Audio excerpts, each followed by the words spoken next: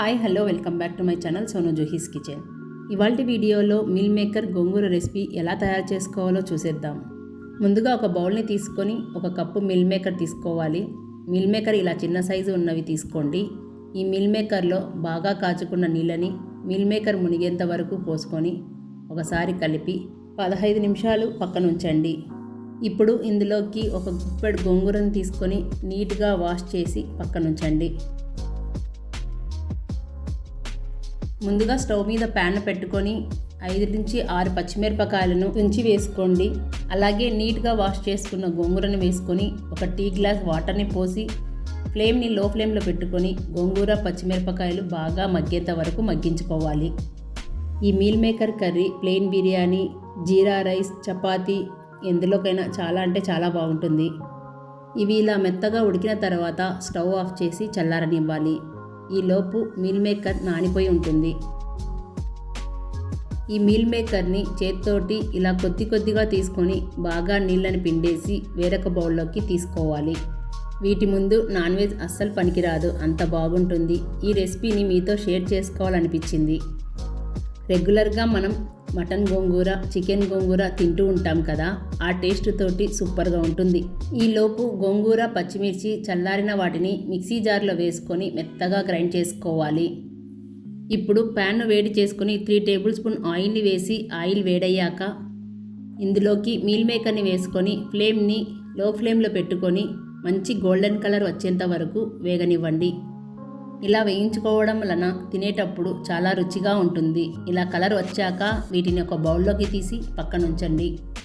ఇప్పుడు కడాయిలో ఆయిల్ మిగిలింది కదా, ఇదే ఆయిల్లో ఒక మీడియం సైజు ఉల్లిపాయను సన్నగా కట్ చేసుకొని ఇందులోకి వేసి కొద్దిగా సాల్ట్, అలాగే 1 టీ స్పూన్ అల్లం వెల్లుల్లి పేస్ట్ని వేసి వేయించుకోవాలి. ఇందులోకి ఎక్స్ట్రా ఆయిల్ వేయాల్సిన అవసరం లేదండి. ఆల్రెడీ మీల్ మేకర్ వేయించుకునేటప్పుడు ఆయిల్ని పీల్చుకొని ఉంటాయి కాబట్టి మళ్ళీ కర్రీలో వేసినప్పుడు ఆయిల్ అనేది బయటకు వచ్చేస్తుంది. అల్లం వెల్లుల్లి పేస్టు పచ్చివాసన పోయేంత వరకు వేయించుకున్న తర్వాత ఇప్పుడు ఇందులోకి మీడియం సైజు 2 టమాటాలను వేసుకొని మొత్తం ఒకసారి కలుపుకొని మూత పెట్టి ఫ్లేమ్ని సిమ్లో పెట్టుకొని బాగా మగ్గనివ్వండి. బాగా మగ్గిన ఉల్లిపాయ, టమాటాలోకి ముందుగా మనం మిక్సీకి వేసుకున్న గోంగూర పేస్ట్ని వేసుకొని 1/2 టీ స్పూన్ పసుపు, 1 టీ స్పూన్ కారం, ఆల్రెడీ పచ్చిమిర్చి వేసాం కాబట్టి కారం చూసి వేసుకోండి, 1 టీ స్పూన్ ధనియాల పొడి, 1/2 టేబుల్ స్పూన్ వేయించి పొడి చేసుకున్న జీలకర్ర పొడి. ఒకసారి మొత్తం బాగా కలుపుకొని 1 నిమిషం పాటు వేగాక 1 గ్లాస్ వాటర్ని వేసి బాగా కలుపుకోవాలి.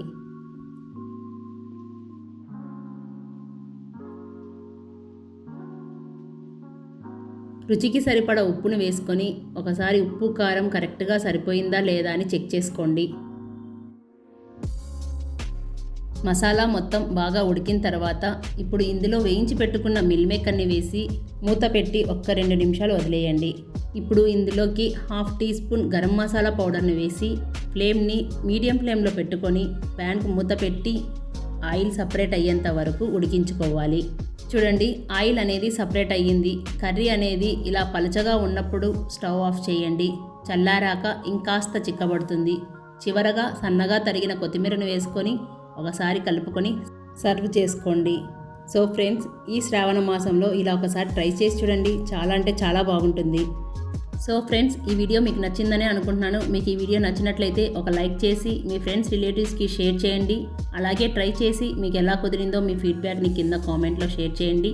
మరిన్ని రెసిపీస్ కోసం సోను జోహీస్ కిచెన్ని సబ్స్క్రైబ్ చేసుకోండి. Thank you for watching.